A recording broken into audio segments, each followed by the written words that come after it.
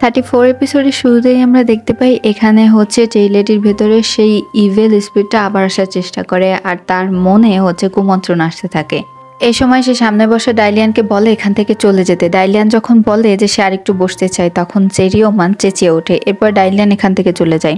আমরা দেখতে পাই যে চেরিওমান কিছুতেই তার নিজের ভেতরে থাকা এই শক্তির আগে কন্ট্রোল করতে পারছিল না। তখন সে বাইরে চলে আসে এবং সে তার নিজের গার্ডদেরকেই হার্ম করে।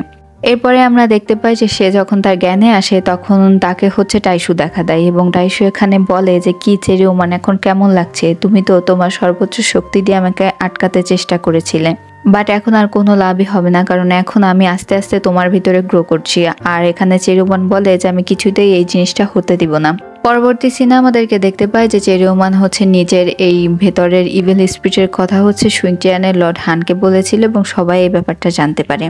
হানের কাছে আসে হচ্ছে সিয়াংজু এবং এসে বলে যে চেরিওমানকে আমাদেরকে রক্ষা করতে হবে। তখন হান বলে যে অন্য কথা বলতে।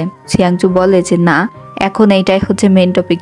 তখন হান বলে টাইসু হচ্ছে অনেক বেশি পাওয়ারফুল আর ওর শরীরটা ধ্বংস করেছিল হচ্ছে তাদের ফার্স্ট অ্যানসেস্টররা সবাই একসঙ্গে মিলে।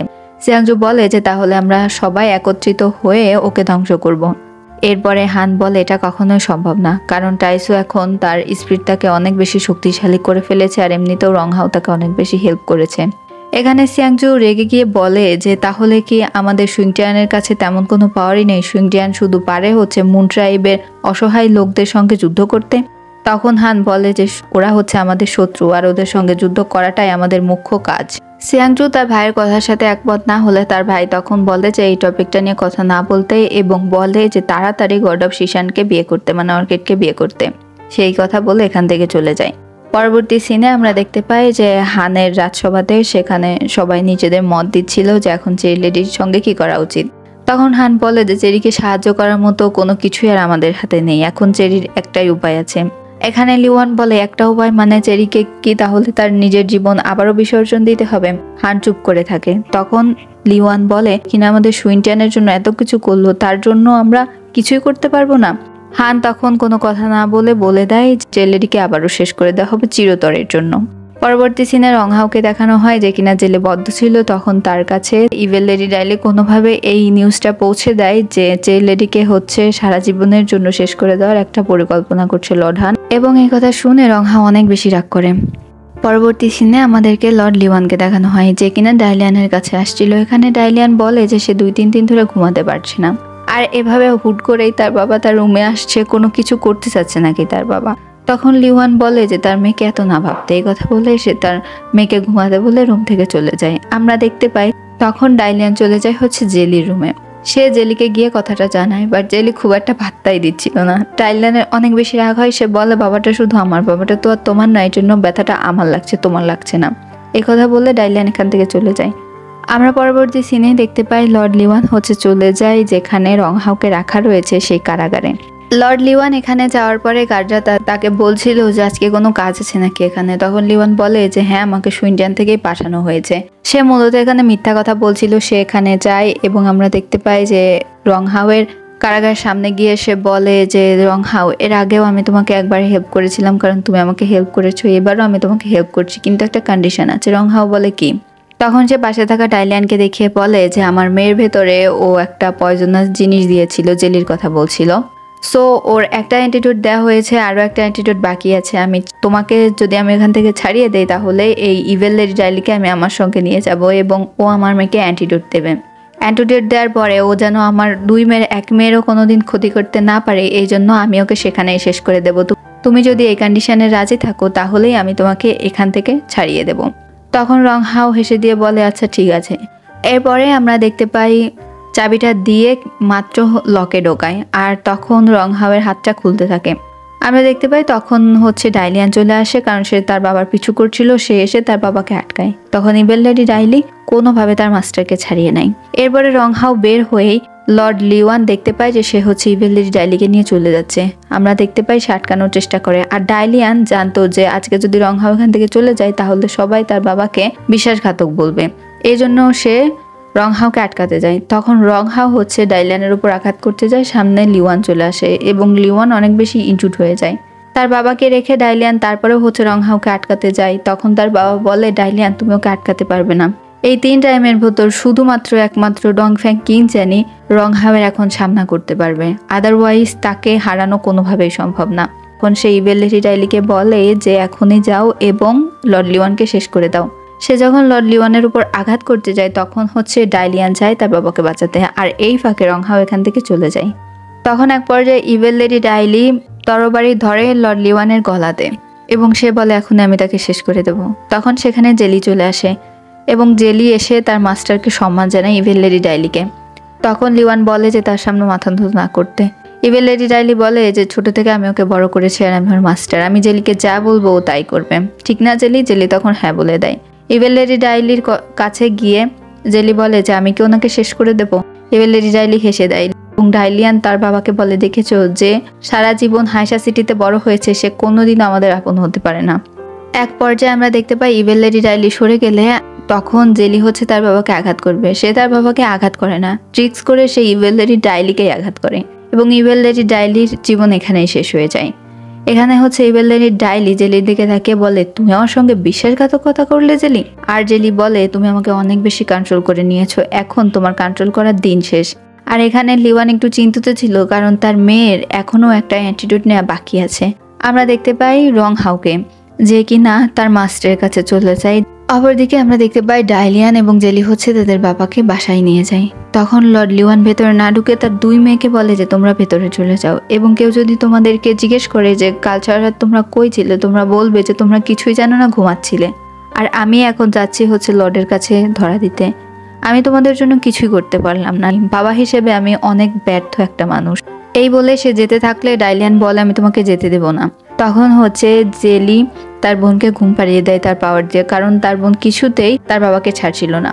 আমরা দেখতে পাই ডাইলিয়ান ঘুম থেকে যখন উঠে তখন সে জেলিকে জিজ্ঞাসা করে তুমি এমনটা কেন করলে। এরপরে ডাইলিয়ান বলে তুমি তাহলে বাবাকে কেন বাঁচালে?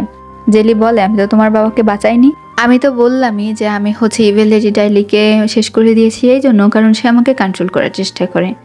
আর আমি যেই আমাকে ভালোবাসুক, যেই আমার কেয়ার করুক না কেন, আমি তাকে সব থেকে বেশি কষ্ট দেই। এই কথা বলে সে তার বেস্ট ফ্রেন্ড মানে অর্কিডের কথা বলে, তার সঙ্গে বিশ্বাসঘাতকতা করেছে। যে তাকে সব থেকে বেশি ভালোবাসতো শান, তার সঙ্গে সে বিশ্বাসঘাতকতা করেছে। ডাইলিয়ানকে বলে যে তুমি তো মিথ্যা কথাও বলতে পারবে না কেউ আসলে, আমি ছোটবেলা থেকে মিথ্যা কথা বলে বলে সারভাইভ করে এত বড় হয়েছি, তাই যেটা তুমি করতে পারো না সেটা আমি করতে পারি। এই কথা বলে সে চলে যেতেই তখন তার শরীর একদমই দুর্বল হয়ে যায় এবং সে সেখানেই পড়ে যায়। তার অনেক বেশি কষ্ট হতে থাকে জেলির এখানে। পরবর্তী সিনে আমাদেরকে দেখানো হয় হচ্ছে ডংফ্যাংকে যে কিনা শানের সঙ্গে কথা বলছিল। সে শানকে একটা আইডিয়া বলছিল যে কিভাবে সে আবার অর্কিডকে তার মেমোরি ফিরিয়ে আনতে পারবে। এখানে শান বলে যে এগুলোর কোনোটাই কাজে লাগবে না, কারণ আপনাকে মেনে নিতে হবে যে সে এখন অর্কিড না, সে হচ্ছে গড অফ শিশান। তখন ডংফ্যাং বলে যে তুমি আমার প্রতিটা আশায় কেন ভেবে পানি ঢেলে দিচ্ছ। পেছন থেকে গড অফ শিশান আসে এবং ডংফ্যাংকে ডাকে। ডংফ্যাং যখন তার সঙ্গে গিয়ে কথা বলতে যায় তখন অর্কিড বলে মানে গড অফ শিশান বলে তোমার মনে হয় এতদিনে বোঝা উচিত যে আমি অর্কিড না, তুমি যে অর্কিডের খোঁজ করছো। আর অর্কিডের কোনো কিছুই আমার ভেতরে নেই, কারণ ওটা হচ্ছে আমার একটা দুর্বল রূপ ছিল যেটা কিনা আমাকে প্রোটেক্ট করার জন্য ক্রিয়েট করা হয়েছিল। তখন ডংফ্যাং বলে যে আমি এটা কিছুতেই বিশ্বাস করি না, কারণ অর্কিড যেরকম অনেক বেশি গাছপালা ভালোবাসতো সেরকম তুমিও গাছপালা ভালোবাসো। অর্কিড যেমন কালারের ড্রেস পরতে পছন্দ করে তুমিও ঠিক সেই কালারের ড্রেস পরতে পছন্দ করো। অনেক অমিল থাকলেও তোমার এবং অর্কিডের মাঝে অনেক মিল রয়েছে, তুমিই আমার অর্কিড। তখন গড অফ শিশান আর কোনো কথা বলে না। আমরা দেখতে পাই ডাইলিয়ান হচ্ছে জেলিকে নিয়ে আসে এই অরবিটাল হাউসে গড অফ শিশানের থেকে সাহায্য নিতে, যাতে সে জেলিকে হেল্প করে তার এই শরীরের বিষকে ডিটক্সিফাই করতে। এখানে এসে যখন তারা গড অফ শিশানের সামনে যায় এখানে তারা তাকে অনেক বেশি সম্মান জানায়। অর্কিড হচ্ছে তাদের দুজনকে তুলে এবং বলে যে আমার পাস্ট লাইফের কথা কোনো কিছুই মনে নাই, যে তোমাদের সঙ্গে আমার কেমন রিলেশনশিপ ছিল, বাট তোমরা কোনো চিন্তা করো না, তোমরা এই অরবিটাল হাউসেই থাকো, আমি অনেক দ্রুত জেলিকে সুস্থ করে দিব। এরপর তারা থ্যাংক ইউ জানায়। আমরা দেখতে পাই এরা দুইজন যখন অরবিটাল হাউসের কোনো একটা রুমে যাচ্ছিল তখন পেছনে শান আসে এবং জেলিকে বলে যে তাদের যদি কিছু লাগে তাহলে সে হেল্প করবে আর তাদের রুম সে দেখিয়ে দিচ্ছে। জেলি বলে যে যখন অর্কিড ছিল তখনই অরবিটাল হাউসে আমি অর্কিডের সঙ্গে অনেক বেশি সময় কাটিয়েছি, তাই আমি জানি অরবিটাল হাউসের কোথায় কি আছে, তার কোনো হেল্প তাদের লাগবে না। আমরা দেখতে পাই একটু পরে যখন ডাইলিয়ান জেলিকে নিয়ে একটু দূরে যায় তখন ডাইলিয়ান জিজ্ঞেস করে যে তুমি কি ওকে আগে থেকে চিনো। তখন জেলি বলে যে আমার চোখে ও হচ্ছে সবথেকে ভালো একজন লোক, আর আমার মনে হয় যে আমি ওকে ডিজার্ভ করি না। তখন ডাইলিয়ান বলে, তুমি এরকম কেন বলছো? ও শুধুমাত্রই মুন ট্রাইবের একটা বড় গার্ড, আর তুমি হচ্ছ ডাইলিয়ানের বোন, তুমি আমার বোন, তুমি কোন দিক থেকে তোমার কম আছে বলো? তুমি তো বড় কিংকে ডিজার্ভ করো। তখন জেলি হেসে দেয়। এরপরে আমরা দেখতে পাই শানকে, যে কিনা একটা ক্যান্ডেল নিয়ে আসছিল। এই ক্যান্ডেলটা হচ্ছে মানুষের পাস্ট লাইফের ভালোবাসাকে মনে করাতে সাহায্য করে। তখন এটা হচ্ছে সে ডংফ্যাংকে দেখায়। ডংফ্যাং বলে, এটা তুমি জেলির জন্য এনেছো? ডংফ্যাং বলে যেটাকে ফেলে দাও। শান এটাকে ফেলে দেয় না, বলে যে না লর্ড, এটা করবেন না। শান এখানে আবার ডংফ্যাংকে বলেছিল যে আপনি যেমন হোপ নিয়ে বেঁচে আছেন যে অর্কিড চলে যাওয়ার পরেও গড অফ সিশানকে আপনি অর্কিডের সকল কিছু মনে করাতে ব্যস্ত হয়ে পড়েছেন, তেমন আমিও আমার হোপ নিয়ে বেঁচে আছি যে জেলি হয়তো বা আবার আমার কাছে ফিরে আসবে।